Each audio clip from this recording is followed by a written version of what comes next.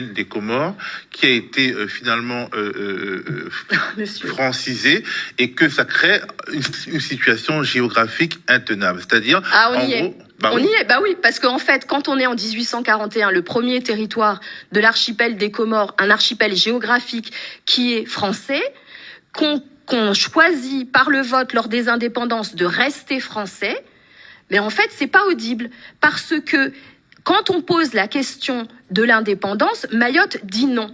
On peut respecter ce choix. À quel moment est-ce que ça devient... C'est un choix respectable. Ben non, mais parce que là, vous êtes en train de le remettre en question. Non, pas du tout. Je vous rappelle l'histoire de l'archipel des Comores. L'archipel des Comores est une construction, est un ensemble géographique qui est une construction politique unique, purement coloniale. C'est-à-dire qu'on ne peut pas, en tant que Comorien, venir expliquer aux Mahorais qu'il y avait eu un État comorien avant. Parce qu'en fait, c'est faux, c'était la période des sultans batailleurs. Il n'y a pas eu d'unité ni de création comorienne, si ce n'est sous le protectorat français. Et en fait, quand les Mahorais ont décidé qu'ils ont été consultés, comme le reste des habitants de l'archipel des Comores, les Mahorais ont dit non. Donc en fait, à un moment, on ne peut pas se dire « je défends les droits de l'homme, je défends la démocratie et je m'assois sur un vote ». Parce qu'en fait, les Mahorais ont eu le territoire français le plus consulté de l'histoire pour notre choix. Et on l'a réaffirmé à de nombreuses reprises. On ne veut pas, on n'a jamais été, on ne sera jamais comorien.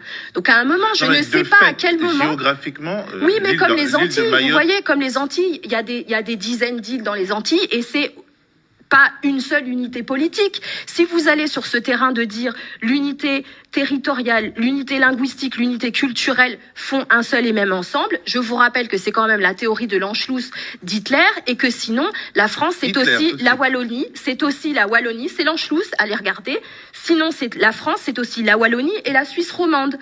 Vous comprenez? On peut pas simplement se baser sur une logique de proximité géographique, de proximité culturelle et de liens familiaux pour dire c'est un seul et même ensemble. Le conflit et la difficulté avec les Comores, c'est un problème politique. Ça n'a rien à voir. C'est deux populations qui ont choisi un destin politique différent. Les immigrés illégaux à Mayotte, ceux qui espèrent pour leurs enfants une éducation à la française, une santé à la française et un mode de vie à la française, vous pensez que ce sont les agents perturbateurs envoyés par l'État des Comores? Mais c'est pas que je pense, c'est pas des agents.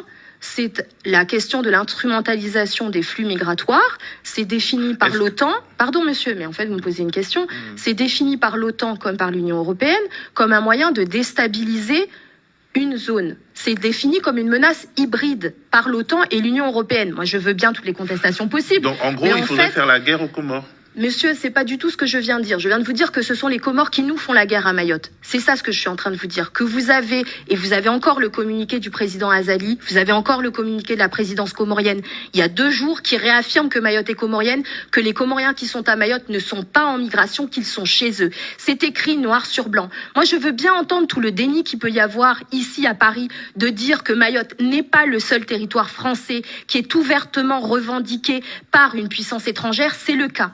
Mayotte est un territoire français habité depuis 1841, qui est français par le choix de ses habitants, qui est contesté par un voisin, qui envoie sa population depuis une quinzaine d'années, par milliers, qui les envoie à la mort, qui nourrit un trafic humain abject, et que quand on défend cette logique migratoire qui n'a pas de sens, si ce n'est un projet politique piloté par les autorités comoriennes, on est contre Mayotte française, on est contre la République. Parce que la République a des frontières, sauf nouvel ordre. Maintenant, si vous êtes en train de me dire ce que nous, à Mayotte, on ignore, qu'en fait, on n'est pas français et que les frontières ont été abolies, en fait, je pense qu'il faut juste nous faire un mémo et puis que ce soit rendu public, que ce soit écrit dans la loi.